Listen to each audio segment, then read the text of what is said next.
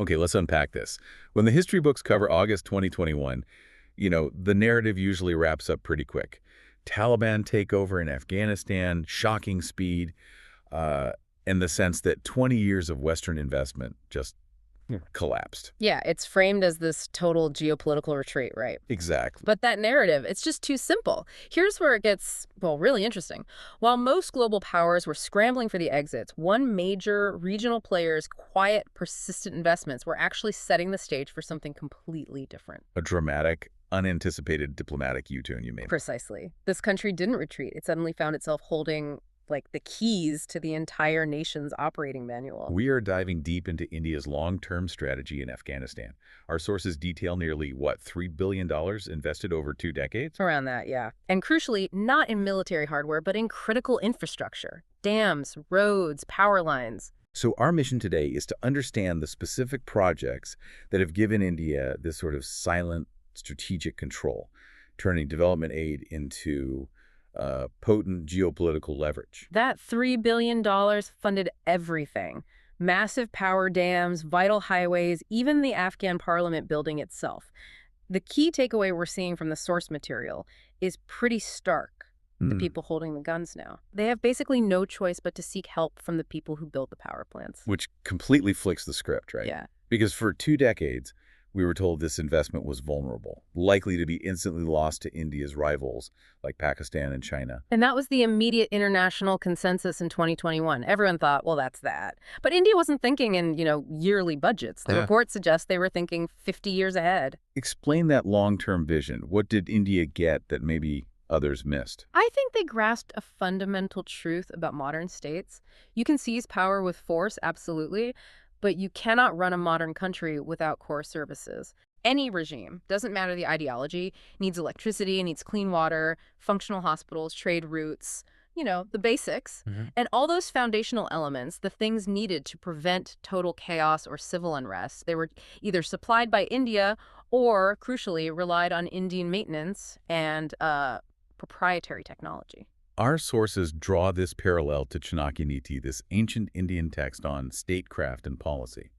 The idea of winning not through brute force, but through smart strategy, leverage, economic influence. Exactly. It's like Chanakya Niti for the 21st century, using policy tools like Sama, conciliation, Dana, gifts or aid, Hmm. Beta division, and Danda force. India leaned heavily on Dana, the aid part. But with a strategic goal in mind. Right. The goal wasn't just charity, it was creating these, well, irreplaceable dependencies. You use aid and tech to win control over the systems that keep the lights on rather than getting bogged down in military conflict. It's a remarkable strategic play. If that was the long game dependence, then the strongest leverage must come from infrastructure for basic survival. Let's start with water and power. Okay, first stop has to be the Salma Dam. Officially, it's the Afghan-India Friendship Dam out in Herat province. India put in about 1,700 crore, huge engineering effort in a really difficult region. And what does that project actually do? It's massive and does two main things. Produces 42 megawatts of electricity, which is vital for Herat's grid. But maybe even more important, it provides water, drinking water, irrigation for farming, for thousands of villages. It basically transformed the region, turned dry land green.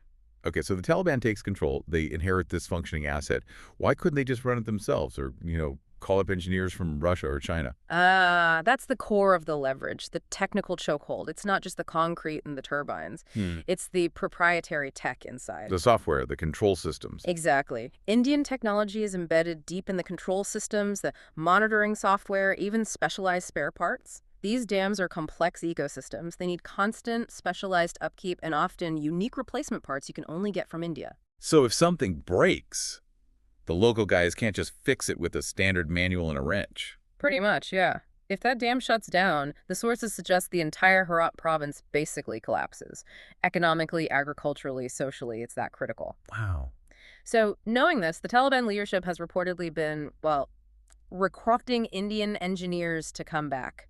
often through quiet back channels. forcing them to engage diplomatically. On India's terms, just to keep a whole province running, that dam is effectively a remote control over millions of lives. Okay, that's control over a region. Now let's talk about the capital city, Kabul's lifeline, you called it, the 220 kV transmission line. Another absolutely critical piece, it's a 202-kilometer transmission line. Starts up in Pulikuri, crosses the huge, snowy Hindu Kush Mountains, quite an engineering feat, Yeah, sounds like it. and delivers electricity straight to Kabul.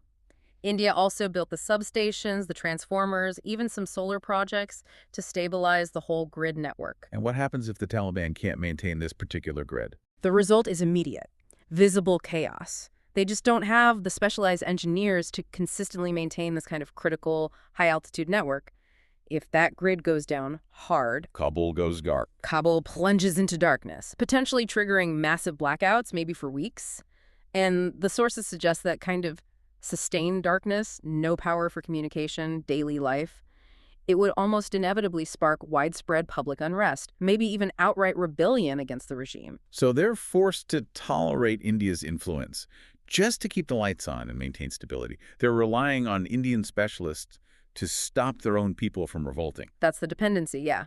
It's incredibly high stakes. Yeah. And it dictates their political moves towards India. They just can't risk alienating the source of their stability. Okay, so we've got daily essentials like power and water covered. But the sources detail how this strategy goes further, right? Even into symbols of governance and what sounds like military-grade infrastructure.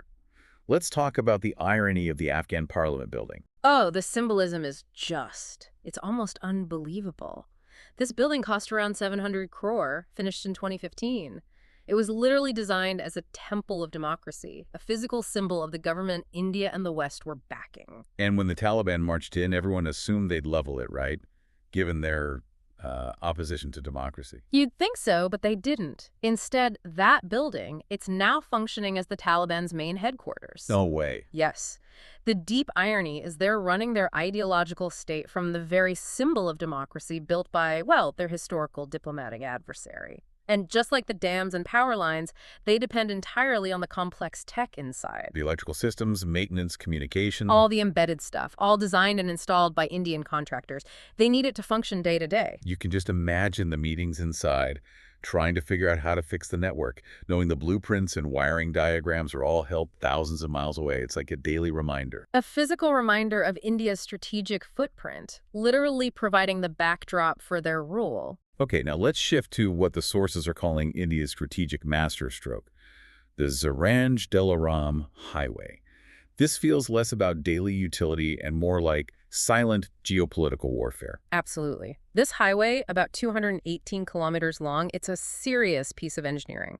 Crosses deserts, mountains, connects the Afghan border town of Zaranj to Delaram.